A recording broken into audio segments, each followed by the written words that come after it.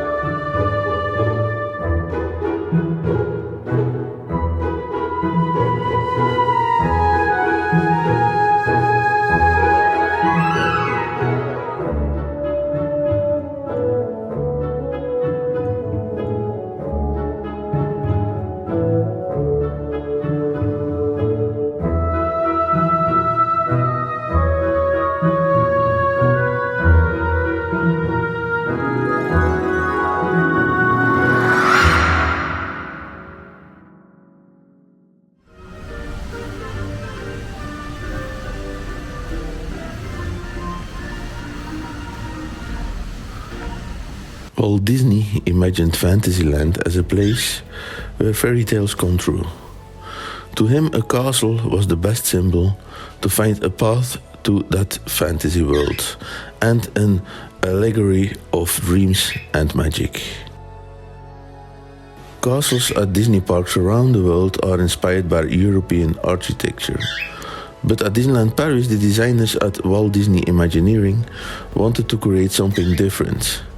The inspiration comes partly from the illustrations in Retrait Riche du Duc de Berry, as well as Mont Saint-Michel in Normandy, which give the impressions of a castle coming out of the earth and spiraling upwards. On the two gold-decorated towers, you can see golden snails going toward the top, a little homage to a typical French culinary tradition from Burgundy. Have you ever paid attention to the music played in the castle? All the songs are themed on wishes, like When You Wish Upon a Star from Pinocchio from 1940, or Once Upon a Dream from Sleeping Beauty from 1959. On the first floor, you will find the gallery La Belle au Bois Dormant, which depicts the story of the Disney classic. You can see 9 authentic Dubuisson tapestries produced by hand, especially for our park, as well as 9 stained windows created by Paul Chapman, who came out of retirement after help to restore Notre Dame Cathedral sainted windows.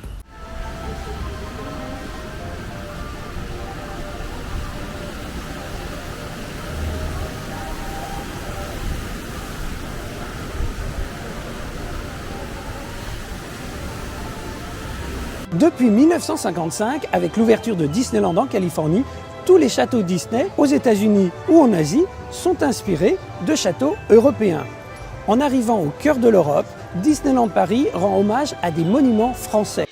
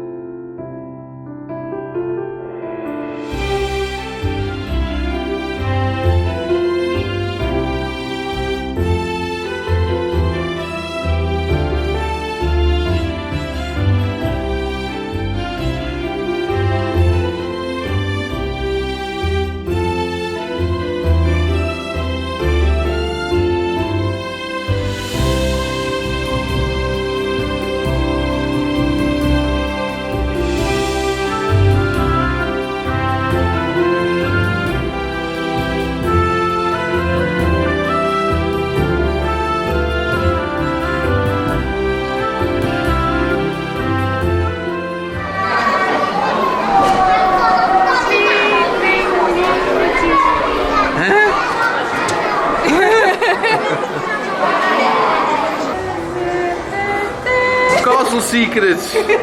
Yes. Welcome to the castle. First of all, you have an elevator there. Did you know? No, I didn't. Now you know. Let's take the elevator.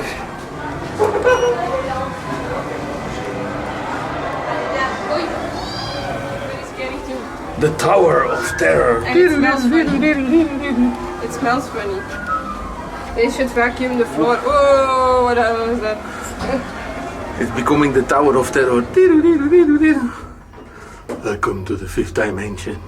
Is this the door? Oh no. Well, that's the door for the seven dwarfs. I wonder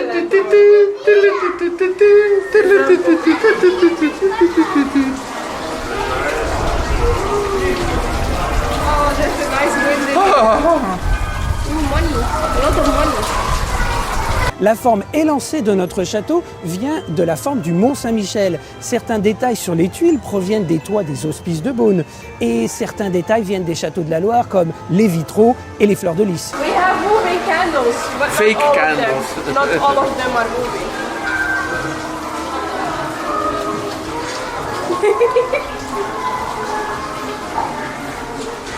You can read the whole story. Actually, we are walking Backwards. In the, yes. Because we took the elevator. If you know the story of Sleeping Beauty, you know this bird was a real bird. Was a real bird. Yes, he's stoned. Ah, okay. Like not stoned. Ah, no, yeah, I know. Okay. Into stone. That's stoned. Okay. Sleeping on the job. Yes, and these should be making noise, but now they are just peeping. Oh no, they are snoring. Yes, like that. Sleeping on the job. Oh, look, they have such a beautiful details here. Yep. Squirrels and owls and birds and beautiful sparkling trees that hold up the castle somehow. Somehow. It's magic. The spinning wheel is beeping a lot. Wow, they should oil it. Ah, yeah. Eat, eat, eat. And this tapestry, what's it called? Painting is lighting up. Oh, so magical. Moving candles. More candles. À l'intérieur, on raconte l'histoire de la Belle au bois dormant. Comme dans le classique de 1959, l'histoire commence par l'ouverture de ce livre. L'histoire est racontée par l'intermédiaire de vitraux et de tapisseries. Mais attention, c'est comme un storyboard, il y a un sens. Arrivé en haut des escaliers, il faut aller sur la gauche. More trees. Dat klinkt precies als ik dus juist op het toilet zo. Ja, hè? Het was van een andere reden. Concerns. Glass windows. Only in Paris. That's young Fiona. And that's young Aurora, but you can't see her because she's in a crib. Nos vitraux ont été faits de façon médiévale. Un maître verrier britannique qui travaillait pour Westminster Abbey ou la rénovation de la rosace de Notre-Dame est sorti de sa retraite pour travailler sur nos vitraux, mais avec les couleurs et les personnages Disney. Look, there you have Yep. a window. This is a changing. Yes, it's magic. Look, it was two birds, now it's a rose. And now it's two birds again. Oh, it's so beautiful. I don't know how they did it, but it's nice. Now it's a rose again. This is another secret of the castle. Yes, have you noticed? And now. I love it. Ja. Moet terugkeren. Met de lift. Nee, hier, zo hè. De nieuwe poort, meester. Welkom in mijn kasteel. Le même souci de précision et de réalisme a été apporté à la confection de nos tapisseries. Elles ont été tissées à la main.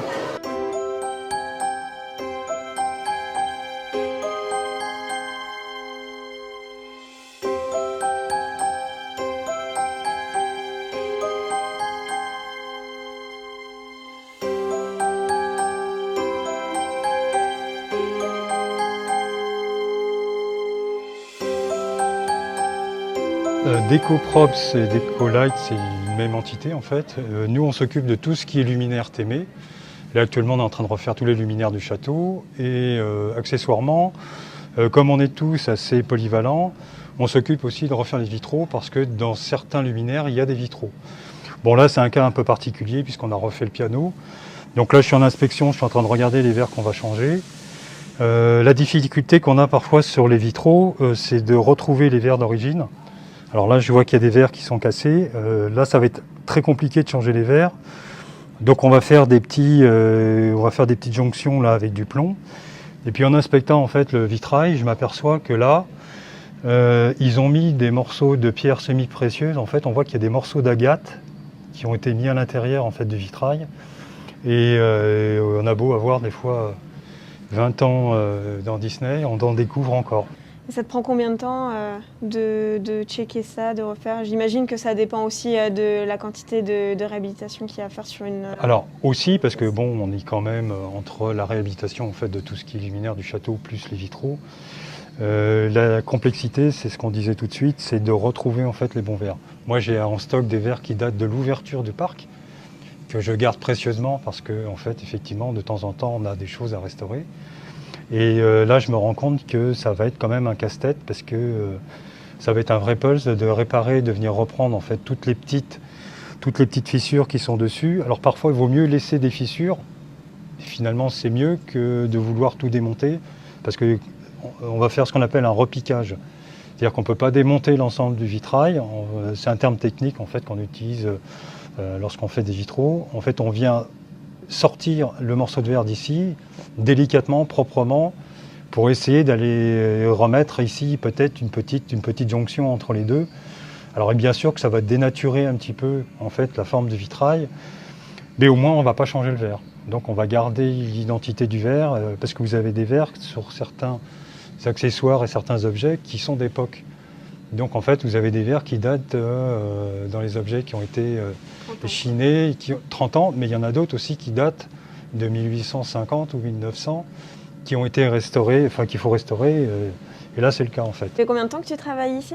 Ben, ça fait bientôt 20 ans passés. Qu'est-ce que vous faites du coup sur les lights du château? La complexité qu'on a sur les luminaires du château, c'est que pratiquement ils n'ont jamais été refaits, ou très peu, où il y a eu juste eu ce qu'on appelle des jus, en fait des petites couleurs qui ont été mises dessus pour redonner de la couleur. Là, la complexité, c'est que les verres ont été collés au silicone. Enfin, bon, on ne peut plus démonter. Donc, il faut trouver une solution facile pour le jour où, justement, il y a de la casse et pas se retrouver, en fait, après dans l'embarras en disant bah, le verre, il est cassé, on ne peut pas le changer. Donc là, on va faire des modifications dessus pour qu'on puisse, effectivement, accéder facilement au verre. Donc, on part d'un luminaire qui est comme ça, qui est quand même dans un état plus que fatigué, pour arriver, une fois ce qui sont restaurés, là, les 3 qui sont restaurés, on voit les patines là, qui sont sur la table. On voit bien la différence. Et là, donc, automatiquement, on voit la différence dessus. Donc là, cela aussi, c'est pareil. La torche aussi vient d'être restaurée. Celui-là vient d'être restauré aussi. Donc c'est quand même, ça représente un travail qui est colossal. Et en termes de savoir-faire, vu que tu interviens sur tout ce qui est vitrail, est-ce que tu as reçu une formation particulière ou c'est vraiment un savoir-faire que vous transmettez ici de cast en cast? Moi j'ai la chance d'être autodidacte. Je suis menuisier décorateur en fait à la base et de fil en aiguille, quand on est dans les métiers d'art, à partir du moment où on s'intéresse au métier du copain, automatiquement, on se dit tiens, il y a ça, il y a ça, il y a ça, et on croise les métiers. Et en fait, on s'aperçoit que dans les métiers d'art, il y a beaucoup de choses en fait qui se croisent. Et je me rends compte en fait qu'en faisant parfois les vitraux, je me dis tiens, c'est dans l'ébénisterie, quand on fait du plaquage ou quand on fait des ajustements, on se dit tiens, il y a les mêmes choses. Et on retrouve les mêmes gestes parfois. Alors, c'est pas les mêmes outils, hein, bien entendu. Mais on retrouve les mêmes gestes. Et c'est ça qui fait l'intérêt. Now we're going outside because this is exclusive. Only Disneyland Paris has it. Yep, the only castle you can go outside. Yeehaw!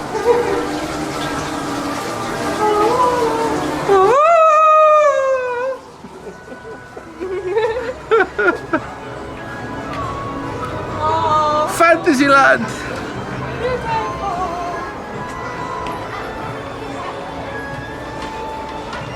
The view from my castle.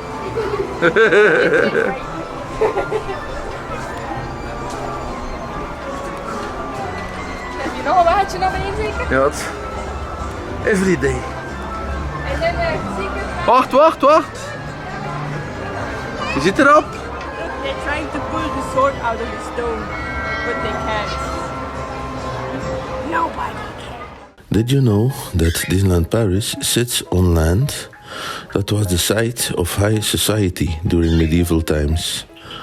The field of La Marnée, located close to Lagny, hosted the largest and most spectacular jousting tournament in Europe in November 1179 to celebrate the coronation of King Philip August.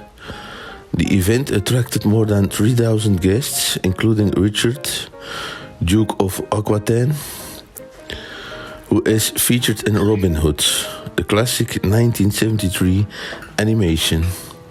This court legacy can be found prominently in Fantasyland, more precisely in the castle courtyard, where Le Carrousel de Lancelot is located, inspired by the character Chrétien de Troyes, imagined in the 12th century. This attraction has 86 horses, with 16 on the outer row, wearing their caparison, a cloth covering laid over a horse for protection and decoration during tournaments. The attraction is covered by a canopy, reminiscent of the knight's tents and supported by lances, like those that you would be using during jousting. This theming continues in the store La Ménagerie du Royaume, with a cartoon portrayal of Goofy under the canopy. 9 paintings depict iconic moments of Lancelot's life, including his knighting by King Arthur, who gave him the accolade with his sword, Excalibur. This legendary sword, stuck in an anvil, can be found in miniature at Le Pays de Conte de Fées and in actual size in the castle courtyard. Since the opening of Disneyland Paris in April 1992, many have tried to remove it, especially during the Sword in the Stone show launched in September 1994. These two references to the royal sword directly hinted at Disney Classics animated film The Sword in the Stone from 1963, based on the novel of the same name written by T.H. White and published in 1938. Walt Disney first required the film rights to the novel the following year as he immediately saw the potential in the story, filled with adventure, humor and magic, which depict the apprenticeship of young Arthur, then referred to as Ward, and his tutor. A few years after the movie was released, Disney animator Bill Peet admitted using Walt's face, especially his nose and expressive eyebrows, as inspiration for the portrayal of Merlin. Another location dear to Merlin at Disneyland Paris is set inside Sleeping Beauty's castle, where a store bears his name and includes numerous references to the movie. The tree supporting one of the arches recalls Merlin's house in the forest, while the stones and beams, intricately arranged, conjure up the fragile North Tower of Sir Ector's castle. It is a well-known fact that the film set designers had fun putting together lists of furniture, models, and other accessories, each more incredible than the next, to decorate the magician's interior. This store is filled with strange objects, inventions worthy of Leonardo da Vinci, and magic items of all kinds. Meanwhile, a sign, trinket, and owl-shaped mantelpiece invoke Archimedes, Merlin's winged companion. But that's not all. The door at the back of the workshop opens into a mysterious staircase leading down to the bowels of the castle. That's where a gigantic 3-meter-high, 24-meter-long dragon awaits, the largest audio animatronic at Disneyland Paris. When asleep, the dragon snores, grunts, and sighs, From time to time, it has the hiccups. Who knows what relationship the magician and this creature entertain? Have they always known each other? Or has the magician tamed it one time or another? What we know for sure is that it is not hostile. If it was once in shackles, this is no longer the case. But be cautious when you step close. It doesn't like to be woken up. Okay guys, like you can see, I'm all alone here. And it's kinda creepy with that dragon. There's no one around.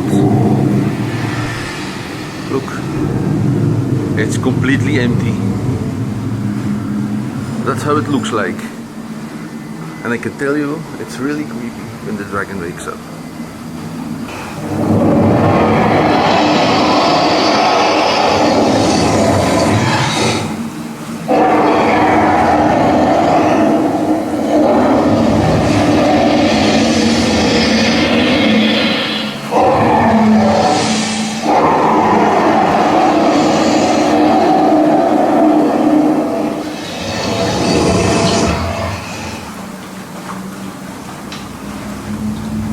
Le château de la Belle au Bois dormant, qui est l'icône du parc. Tout le monde reconnaît, on voit une photo, tout de suite on sait où on est.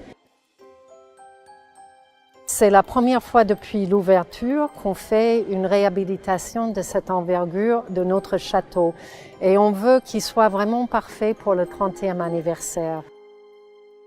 Le chantier a démarré en janvier, on est sur les starting blocks, ça fait 2 ans qu'on le prépare. On va travailler avec les meilleurs artisans de France. Pour les toits par exemple, nous travaillons avec des artisans qui travaillent également sur des monuments historiques tels Notre-Dame de Paris. Et on reconstruit entièrement hors site certaines tours. Et on va les emmener avec une grue, enlever l'ancienne et mettre la nouvelle tour en place. C'est un peu la même méthode qu'on a utilisée lorsqu'on a construit le château en 1990. Nous, dans notre équipe de Imagineers, on veille sur l'esthétique, donc les couleurs qu'il faut. On regarde tous les plans pour être sûr que tout est parfait. Après, on a un très grand suivi sur le chantier. On va accompagner toutes les équipes de construction, tous les peintres. On travaille très étroitement avec eux pour qu'on les accompagne et qu'on a le résultat digne de notre icône du parc. On va pouvoir quand même traverser le château. Il ne sera pas entièrement fermé. On pourra aller dans les boutiques. Le passage sera très fluide. Il va être entièrement couvert d'une bâche pour laquelle on a dessiné une thématique qui représente le château. Parce que c'est qu'on est très conscient de l'importance du château et on s'assure que nos invités, quand ils arrivent et ils prennent leurs photos dans le parc, ils ont l'image du château derrière.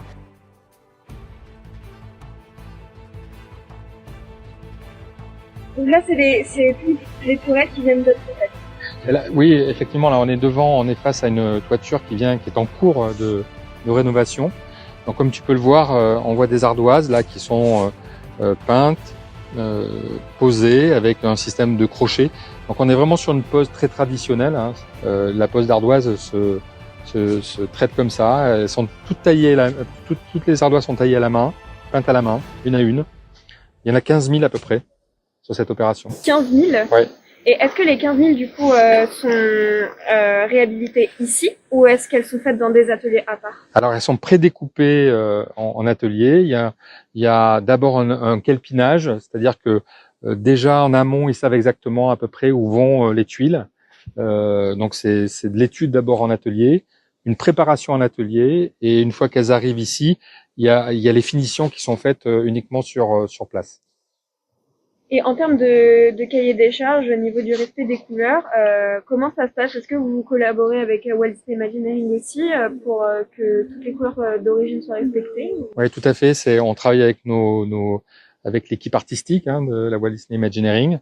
Tout est vu en amont avec eux, donc ça fait partie des cette phase d'étude dont je te parlais, des 1 an et demi d'études, où tout est vu, les couleurs, la façon dont c'est posé, etc. Donc il y a eu d'abord, c'est vraiment du partenariat, hein, parce que forcément, on n'a pas tous la technique de cette pose traditionnelle. Donc c'est un échange entre le bras frère qui nous explique comment ça doit être posé et nos équipes créatives. En tout, c'est combien de tourelles là qui ont été déjà réhabilitées? Une quinzaine. Alors c'est assez particulier parce qu'on a fait le choix, par exemple, tu vois ces toitures-là, ces tourelles, on a décidé de les couper, les originales, les ramener à l'atelier, les traiter en atelier, les reposer. Donc elles sont grutées. Sur site, pratiquement fini. Ça nous aide en tout cas à gérer la partie problème climatique, hein, d'intempéries, etc. On est dans une période où on sait qu'il pleut, qu'il peut faire froid, etc. Donc on a fait ce choix-là. Donc les études en amont permettaient aussi de faire ce choix stratégique. Donc on a décidé qu'on allait en enlever 15, les traiter en atelier chez le bras frère et les ramener ici. Et cette toiture, par exemple, que tu vois juste devant toi, est faite ici parce que c'est pas quelque chose qu'on peut démonter. Tu vois, c'est assez complexe en termes architectural. Au niveau architecture, c'est un peu compliqué en tout cas, imaginer enlever toute cette partie-là, par exemple, c'était complexe. Alors que les toitures telles que celle-ci, c'était plutôt facile.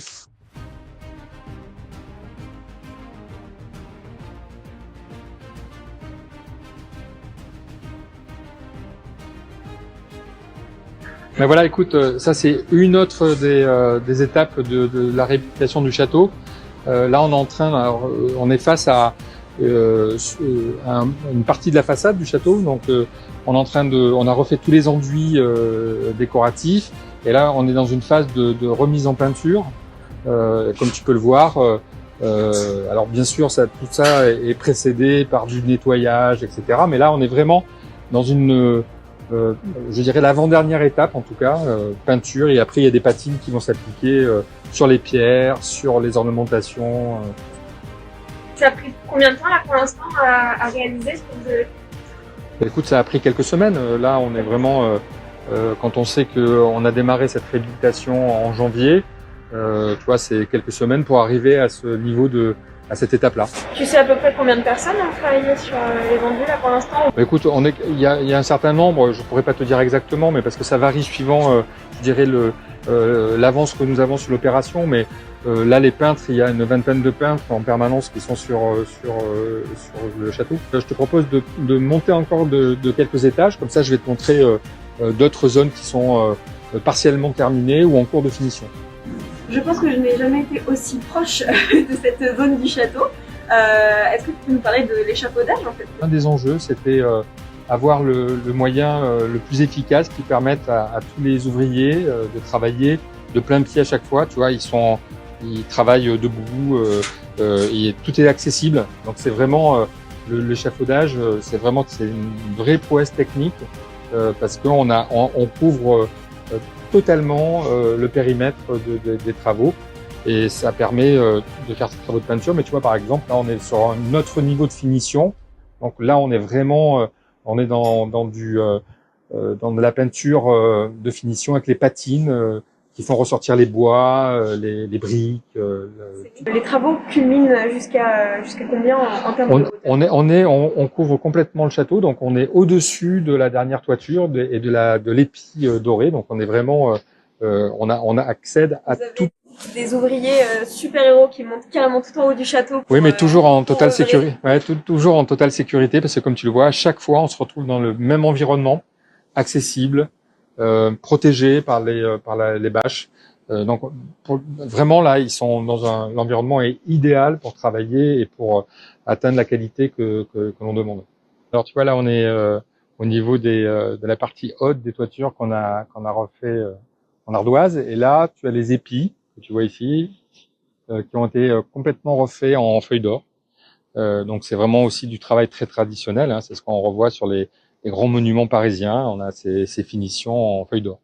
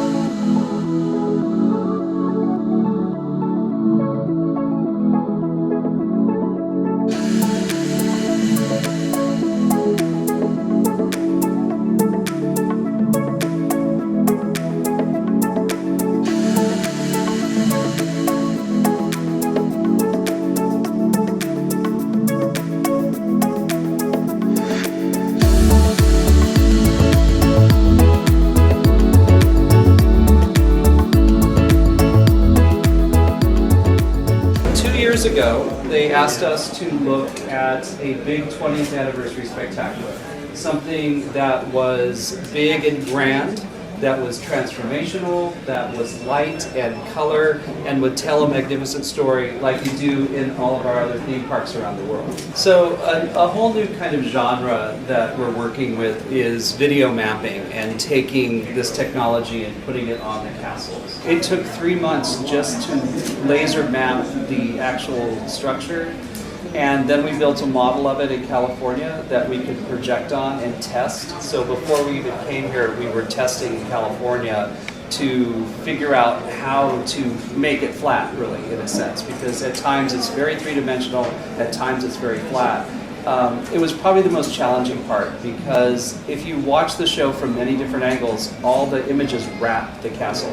It is not a flat piece of magic. It is totally 360. There are projectors from the side, there are projectors from the front, but everything crosses each other.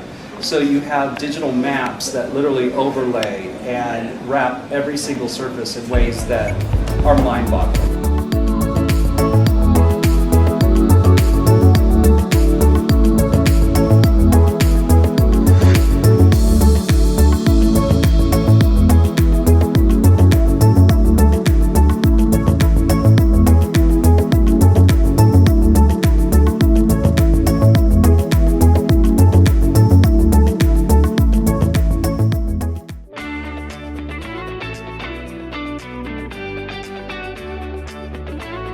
Pour célébrer le 30e anniversaire à Disneyland Paris, nous sommes en train de préparer une nouvelle séquence de magie à la pointe de la technologie.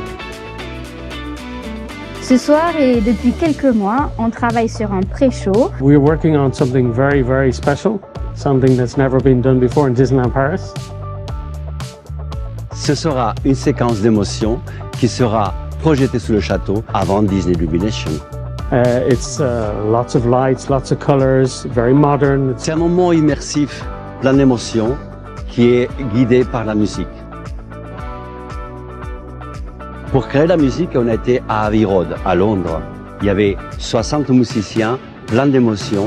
Déjà, rien qu'entendre les premières notes de musique, ça a été fabuleux. We were crying, you know, there was tears coming down our face, and to hear that music and then be able to project in the future and imagine standing in the park with all of our guests, hearing that music, end of day, getting that full 30th anniversary emotion in their ears. Amazing. Pour ce pré-show, nous allons avoir un effet assez spectaculaire et qui est inédit dans les parcs Disney. We're going to have 200 drones who are going to do a simulation of light in the sky at the end of our pre-show. It's the first. It has never been done in any Disney park. We've been doing tests in Bordeaux with Dronisus, our drone company, and we're doing images in the sky, in the fields, away from everybody, secretly. If you can imagine yourself in the middle of the hub, standing in front of the castle, and when you have all of these effects, it's like having a roof of light which is above the top of you, and the star flashes in the trees. It gives this weird sensation that you're actually on your own. It's very intimate. Ça sera une séquence d'émotion avec la musique, les images sous le château, les lumières, les fontaines, les lasers. Il y a plein de choses qui font que ça va être un moment magique. On est très content de tous les tests qu'on a réalisés et maintenant on a juste hâte de voir la réaction des visiteurs pour célébrer ce 30e anniversaire.